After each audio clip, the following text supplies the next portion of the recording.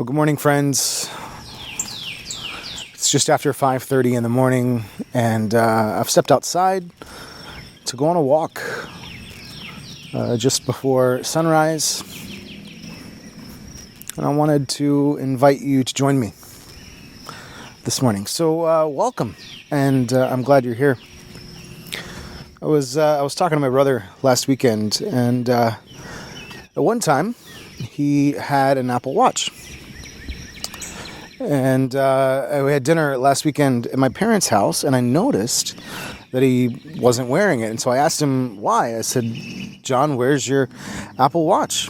And his response surprised me. He said, "It was just one more thing to charge. It's just one more thing to charge." And I was like, "Okay, yeah, I feel that." And he's so right.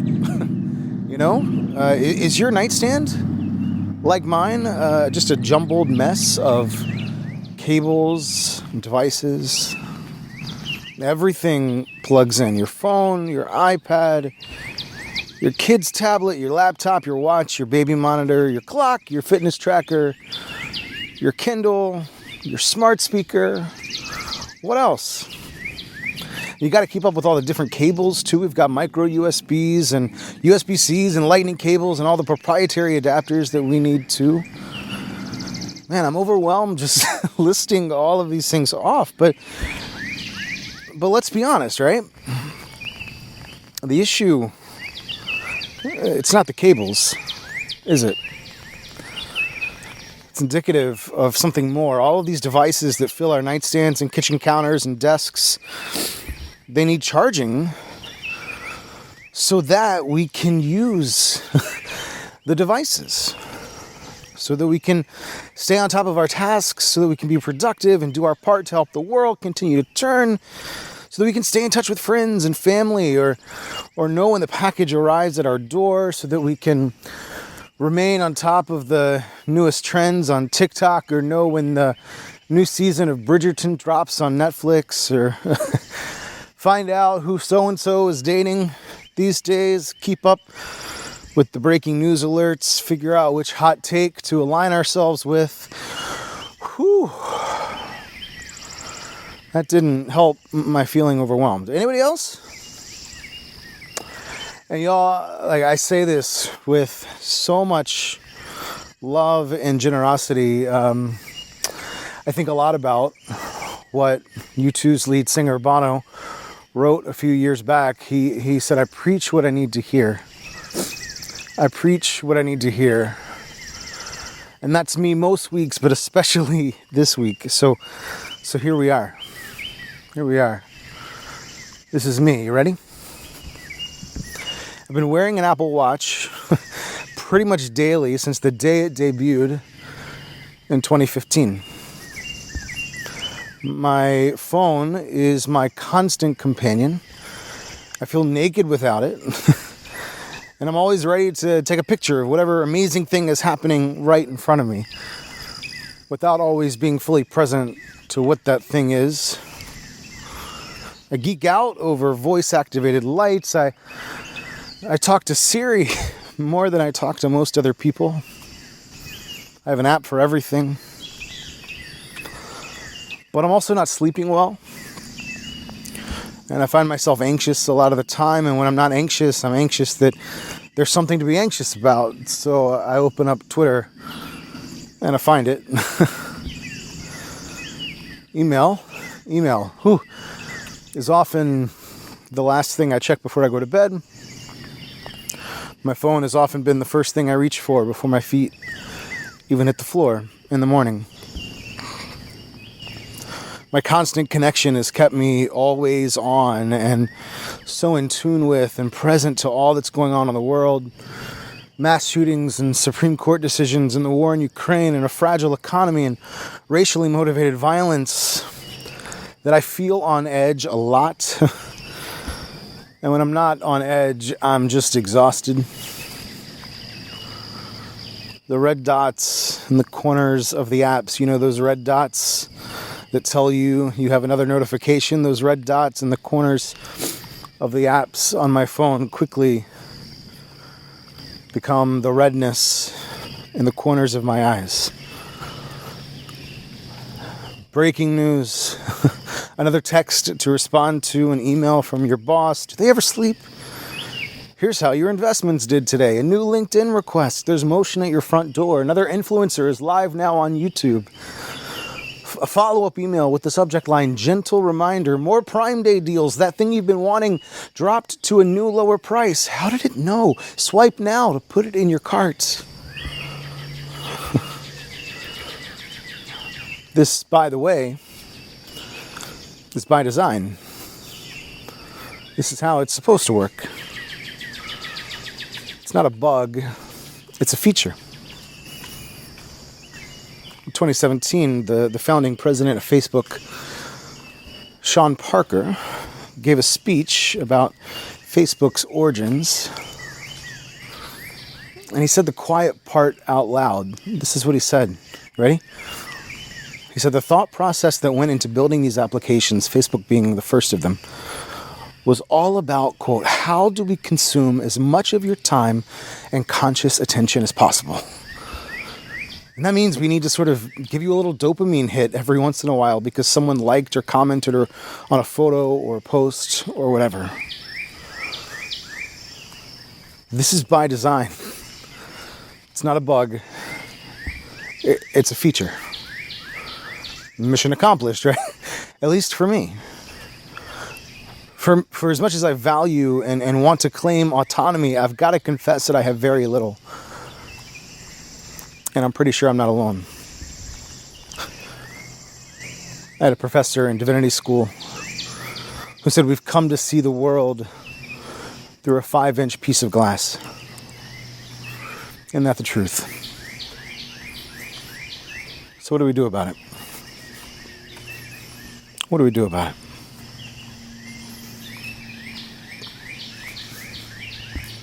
If you were with us this morning at Woods Charter, you would see that things are a little bit different. You know that they are because we're not live streaming, which is why you've got this.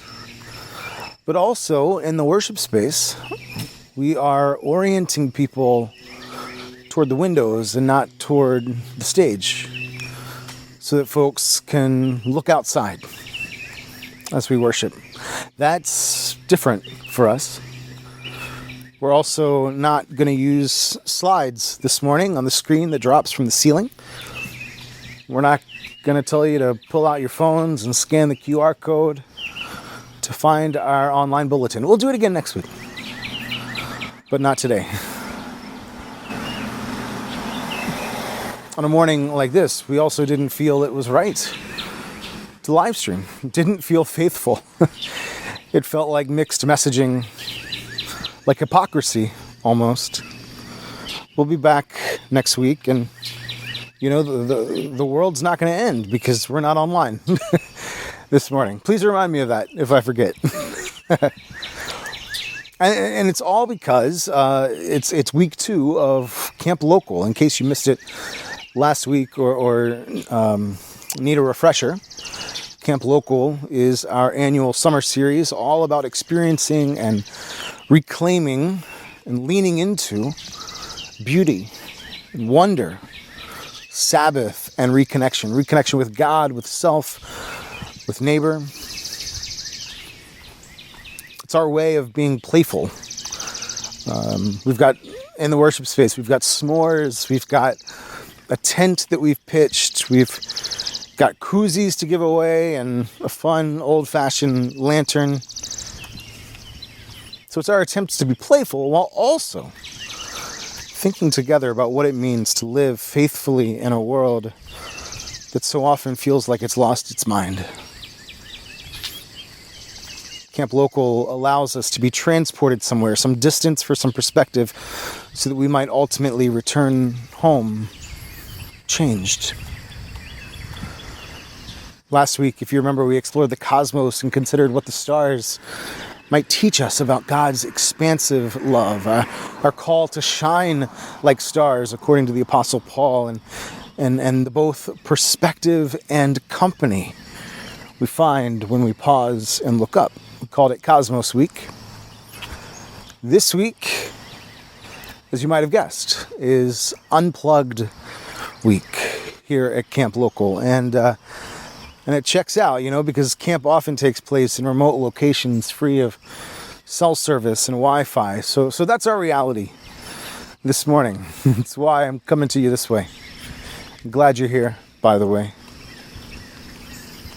So let's get into it. In the 2nd century, in what is present-day France, there lived a bishop, 2nd century, remember, a bishop named Irenaeus of Lyon.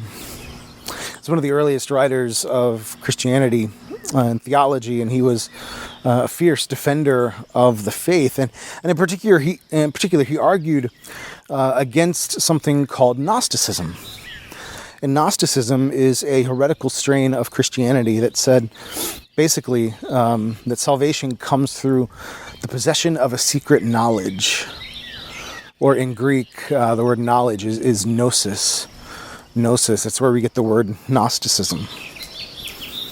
And Gnosticism holds basically that anything spiritual is good, and anything material or bodily is bad and corruptible. It falls into this dualistic thinking that, in fact, many followers of Jesus still, to this day, cling to, whether they know it or not. Maybe more default to rather than cling to.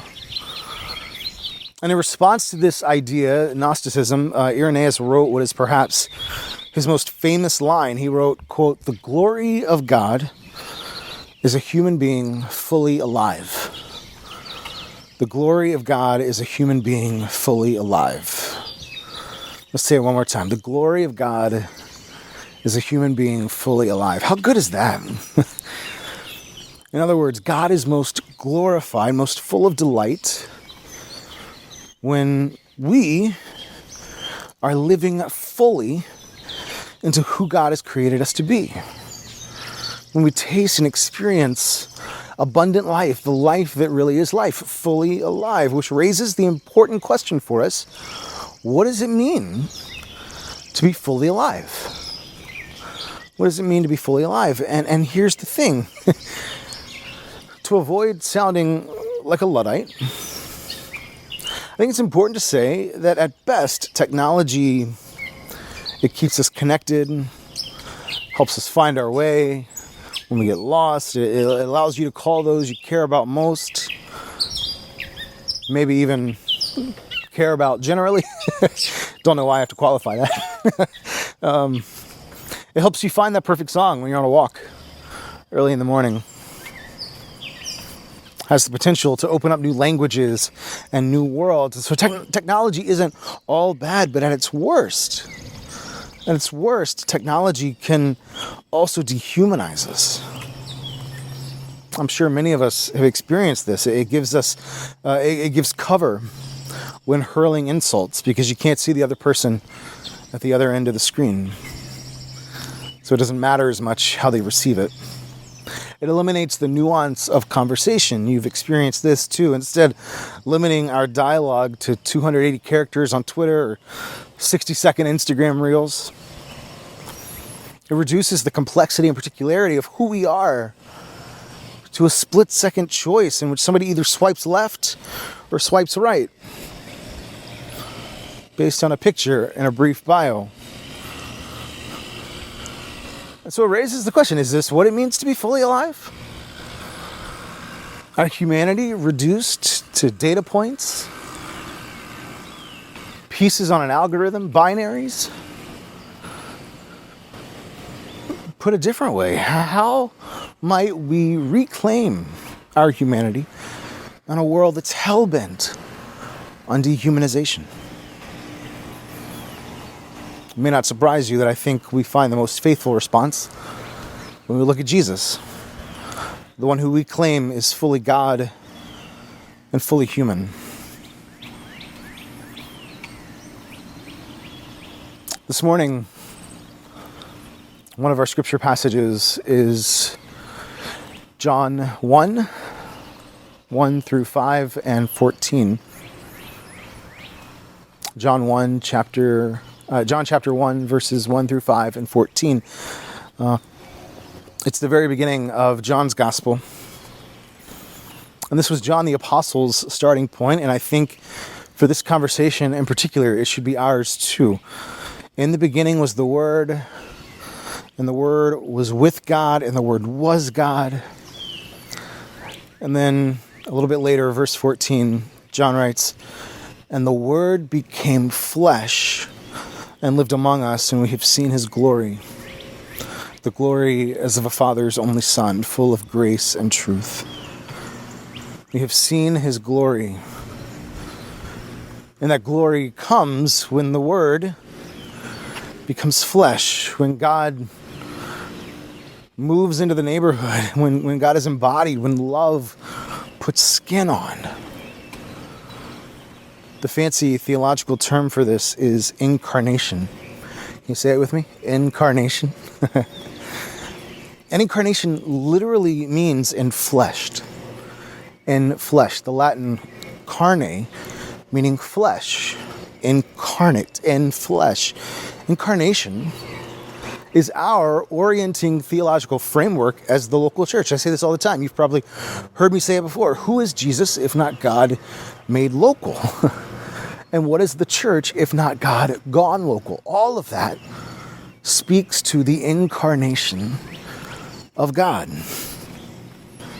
embodied and enlivened. Who is the church, or who is Jesus if not God made local? Moving into our time and space, present with us.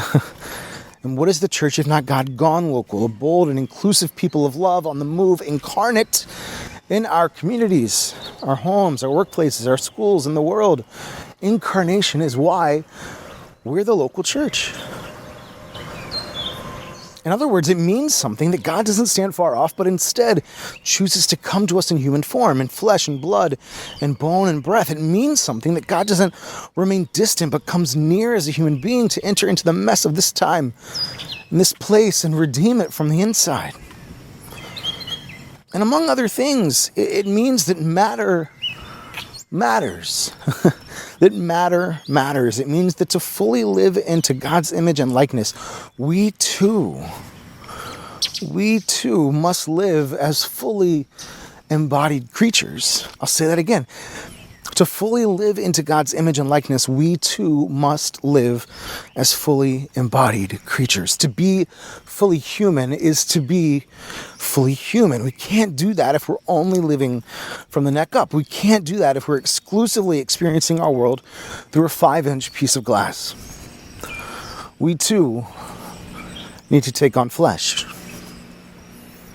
We do well to remember that we are embodied creatures. And that to be fully alive means to live fully in our bodies, to get dirt beneath our fingernails, to feel our bare feet on the grass, and to have blood and sweat and tears, and feel an embrace that makes your knees buckle. The metaverse can't replace our humanity. To live fully, we need to unplug and live as embodied creatures. Are you with me? That's why I wanted to take a walk this morning. Listen to the birds. Watch the sunrise.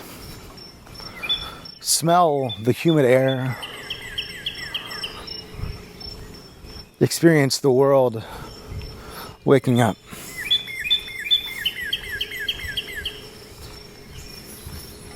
But more than simply revealing the necessity of living embodied, Jesus also models for us what it means and what it looks like to unplug.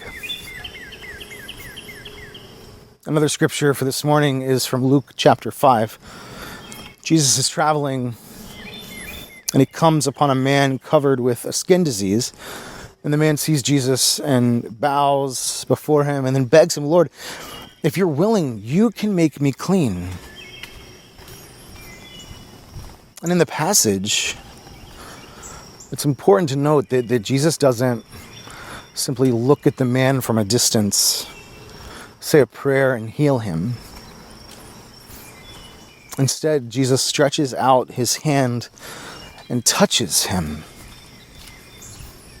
He touches him. There's something physical there. And the man is healed. But what I was really drawn to in this passage is what happens next. As word about Jesus spreads and more demands are placed on him, people asking for help, in need of healing, longing to be made whole, Luke says that Jesus, quote, would slip away to deserted places and pray. He'd slip away to deserted places and pray. Which is interesting, isn't it, if you really stop and think about it? I mean, here's Jesus, right? God in flesh, who we would assume is all-powerful and capable of superhuman strength and Energizer Bunny levels of endurance, right? But instead of pushing through, Jesus unplugs. He retreats. And what we're seeing here is Jesus showing us again what it means to be fully human. As a human being, his body would have had limited resources, just like ours do. His energy would have been tapped out at times. He'd be vulnerable to hunger, fatigue, and fear, and stress. So that time away would be just as important for him as food and water. This is part of what it means to be human. And the same is true for us. A constant barrage of stimuli isn't sustainable. Staying on, remaining constantly connected leaves us exhausted at best and volatile at worst. And what's more, when we fail to take time to unplug, we don't give ourselves the grace and the space we need to process, to pray, to find perspective, to heal, to confess, to be reconciled, to wonder, to reconnect with our life force.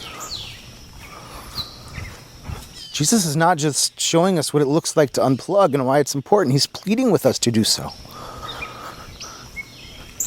From Matthew 11, one of my favorite passages. This is from Eugene Peterson's translation, The Message. Jesus says, "Are you tired? Worn out? Are you burned out on religion? Come to me. Get away with me and you'll recover your life. I'll show you how to take a real rest. Walk with me. Work with me. Watch how I do it. Learn the unforced rhythms of grace. I won't lay anything heavy or ill-fitting on you," Jesus says. "Keep company with me. And you'll learn to live freely and lightly." Matthew 11, verses 28 through 30. Here's the thing, and I want to make this clear. I'm not talking about complete disconnection from the world. I'm not talking about moving somewhere remote with no other people around and no access to technology at all. Although there are days, I'll admit, that sounds like a decent idea. But the connection is important. Like I said, technology isn't all bad. The connection often keeps us aware and active and justice-oriented and motivated, reminding us that we're better together, but just as important. So technology does have a place, but just as important is the intentional time to unplug. The intentional time to shut it down and to allow space for God to work in and through us. Good morning. I heard this story recently about Reverend Dr. Martin Luther King Jr. and his journey as a civil rights leader and how it began. And I was surprised to learn, I didn't know this, that it began somewhat reluctantly. He didn't come asking for it, it found him. Started simply because he happened to be a new minister in Montgomery, Alabama, in the wake, right around the time of the Montgomery bus boycott, and because he was relatively new to the scene and young and generally well respected, mostly because he was too new at the time to have made any enemies and to have upset anybody. Because of this, he was elected leader of the newly formed Montgomery Improvement Association in 1955, organization that was active in leading the boycott and the protests, demonstrations that resulted. And this election for Dr. King in 1955 as head of the Montgomery Improvement Association, it caught him off guard, as evidenced by his response when he was asked, when he was elected. He said, quote, "Well, if you think I can render some service, I will." Well, you know, the boycotts and the protests, they dragged on into the new year. 1956, he'd been imprisoned for a brief period of time. But on the night that he was released from prison, released from jail, he retreated back home. And he felt that he needed some space that night. Away from the action, away from the crowds, away from the demands of his role, away from the imprisonment and the injustice there, away from the work. He needed space to simply process all that had happened in the last year, all that was happening now, all that he'd experienced, and think through what his next steps would be. And so once his wife and daughter had gone to bed that night, the Reverend Dr. King sat by himself at his kitchen table with only a cup of coffee and the Holy Spirit to keep him company.